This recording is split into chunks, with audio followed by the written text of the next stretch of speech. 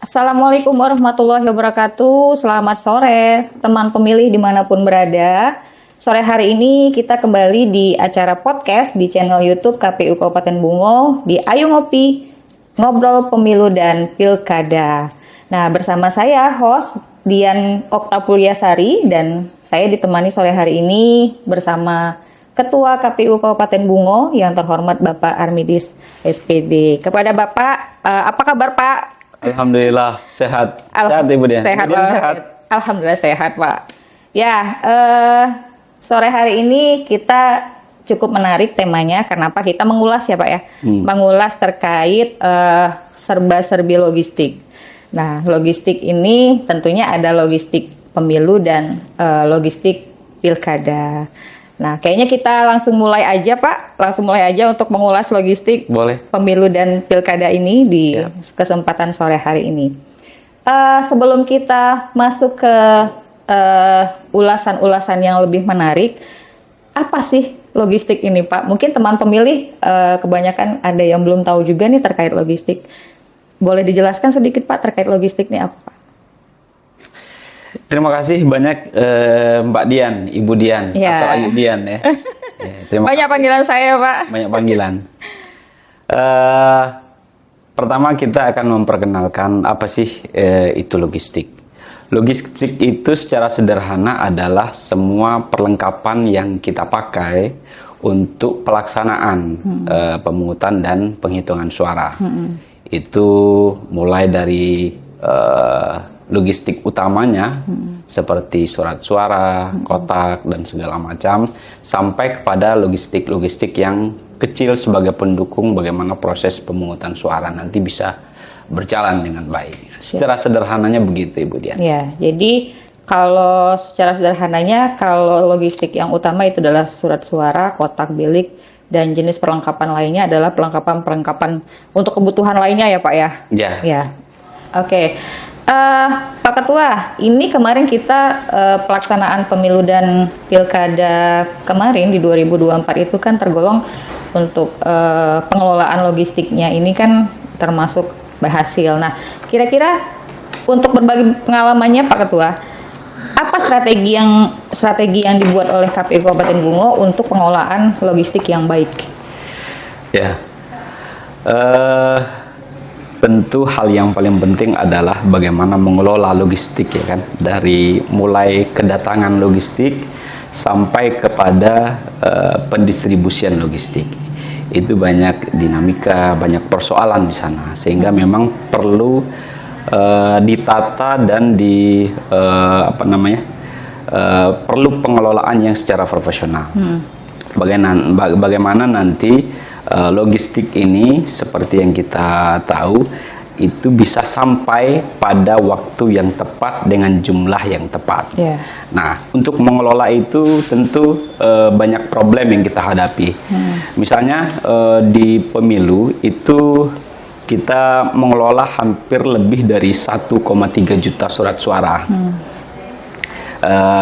Tentu kita tidak mengelola satu dapil Kabupaten Bungo misalnya 5 dapil, tetapi juga dapil karena Bungo juga bagian dari dapil 5 pada jenis pemilihan provinsi, dan itu juga kita merupakan dapil dari DPR RI dan DPD dan Presiden. Nah, tentu pemilih kita walaupun mungkin dibanding di daerah lain tidak begitu banyak, tetapi kita berhadapan dengan medan yang cukup sulit dibanding teman-teman yang misalnya ada di perkotaan. Nah, tantangan-tantangan ini kan perlu pengelolaan, perlu waktu yang tepat, bagaimana dia harus didistribusikan, kapan dia harus didistribusikan. Nanti juga saat pada penetapan distribusi logistik itu pada tempatnya juga harus disiapkan tempat yang memadai sehingga nanti logistik itu tetap tetap terjaga pada hari H bisa dilaksanakan, karena logistik ini kan penting dia.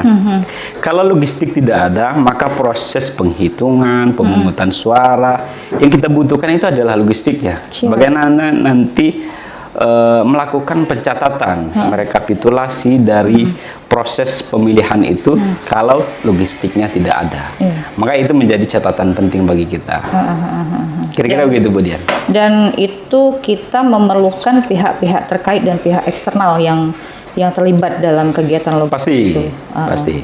Jadi sebelum kita pelaksanaan distribusi logistik, kita mengundang pihak eksternal untuk berkoordinasi dulu ya terkait itu, terkait bahkan mulai dari awal, karena memang untuk pengajuannya sendiri logistik ini kan dia punya ketetapan dan ketentuan tertentu kan, dia tidak boleh melampaui batas jumlah yang sudah ditetapkan.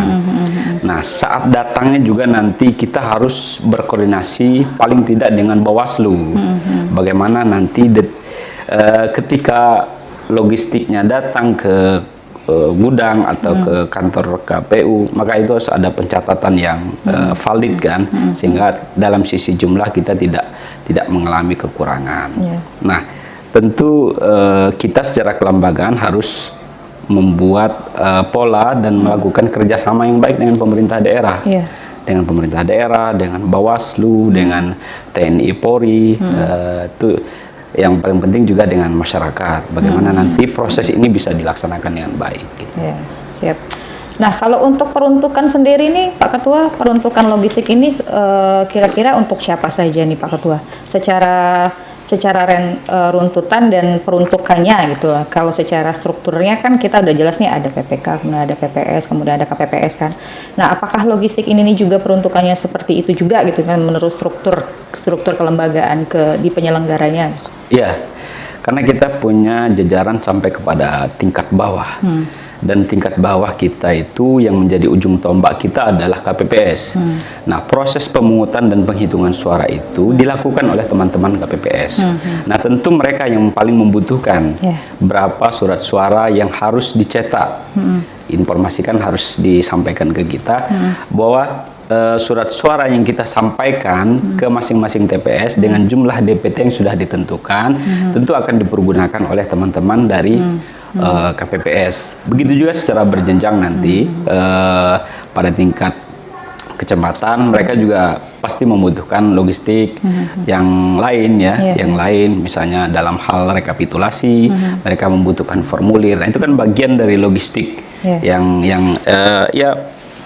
yang mesti kita kelola dengan baik. Jangan sampai ketika kebutuhan ada tetapi logistiknya tidak ada. Ini menjadi persoalan kan.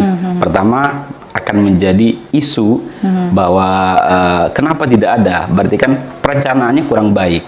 Dan kita ingin memastikan bahwa proses mulai dari hulu sampai ke hilir, dari bawah sampai ke atas, dan juga dari atas sampai ke bawah, semua proses pengadaan semua itu harus dilakukan secara transparan sesuai dengan peraturan perundang-undangan dan peraturan KPU sendiri. Iya, siap. Jelas ya teman pemilih. Nah, sebelum kita melanjutkan perbincangan kita yang cukup seru ini, mari kita ngopi dulu sesuai dengan tema Ayo Ngopi. Ayo ngopi. Ngobrol pemilu dan pilkada.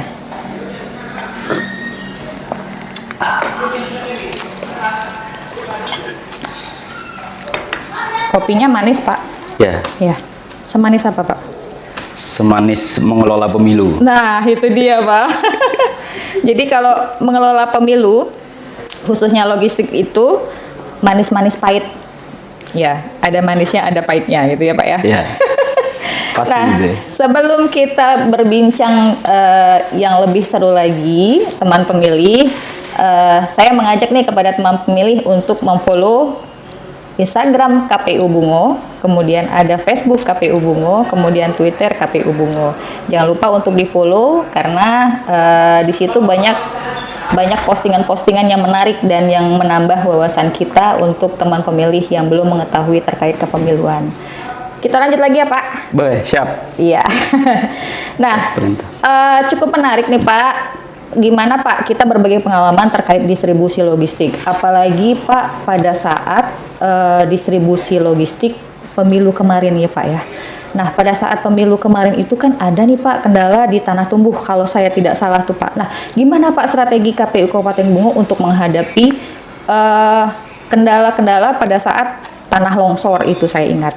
Dan itu sangat menarik sekali Pak karena informasi dan beritanya itu kan sudah sampai ke berita nasional itu Pak. Nah, itu gimana strategi KPU untuk menghadapi kendala-kendala seperti itu Pak? Ya. Itu tadi yang ingin kita sampaikan bahwa kita pertama harus memiliki perencanaan yang baik bagaimana nanti distribusi itu bisa dilaksanakan. Misalnya di daerah-daerah yang paling sulit untuk dijangkau, nah kita sudah punya perhitungan baik dari sisi waktu, dari sisi SDM, ya kan. Nah, seperti yang terjadi di Tanah Tumbuh ini kan termasuk daerah yang juga cukup jauh untuk dijangkau. Nah, kita sudah punya data berapa jauh dari akses jalan yang terputus itu menuju desa. Dan bagaimana kita harus bekerja sama dengan pihak luar, baik itu pihak eksternal seperti kepolisian, TNI, dan juga dengan masyarakat. Sehingga kebutuhan logistik yang pada saat pelaksanaan itu tetap sampai pada waktunya. Nah, alhamdulillah kemarin kita cukup disupport dan cukup diberi dukungan penuh, baik itu dari pihak pemerintah daerah, dari pihak kepolisian, TNI, masyarakat lokal juga sangat mendukung bahwa ini adalah agenda dan pesta bersama, sehingga ada rasa tanggung jawab sosial bahwa ini harus kita laksanakan dan harus kita sukseskan. Dan alhamdulillah teman-teman di tingkat bawah juga melakukan koordinasi yang cukup baik dengan pemerintah kecamatan dan desa. Akhirnya semua persoalan bisa kita selesaikan, gitu kan? Alhamdulillah. Alhamdulillah ya Pak ya. Akhirnya semua proses-proses tahapan-tahapan baik itu pemilu maupun pilkada itu berjalan dengan lancar, kemudian tanpa hambatan gitu kan, meskipun ya pasti ada hambatan. Pasti ada hambatan. Nah, karena kalau tidak ada hambatan tidak mungkin ada PSU kemarin ya Pak ya. Tapi itu menjadi pembelajaran kita juga dan itu menjadi pengalaman kita juga untuk menjadi lebih baik ya Pak. Nah, kemudian tentunya pada saat logistik pemilu untuk PSU pun kita lebih baik lagi seperti itu kan, karena dan sedikit pun tidak ada kendala apapun di pengelolaan logistiknya. Nah, mungkin itu saja Pak pertanyaan dan obrolan kita pada kesempatan sore hari ini. Mungkin ada closing statement dari Bapak terkait logistik ini. Terima kasih. Semoga podcast ini juga memberikan informasi dan wawasan bagi kita semua untuk bisa mendalami ilmu-ilmu dan informasi tentang kepemiluan. Bahwa mengelola pemilu itu sulit-sulit mudah. Ya, yang seperti saya atau bilang tadi, manis-manis pahit, ya kan? Apalagi kalau bicara soal tantangan, baik tantangan misalnya dari geografis, tantangan dari yang lain juga itu kan perlu pengelolaan yang baik. Tapi selama timnya kompak, perencanaannya bagus, insya Allah itu bisa kita laksanakan dengan baik.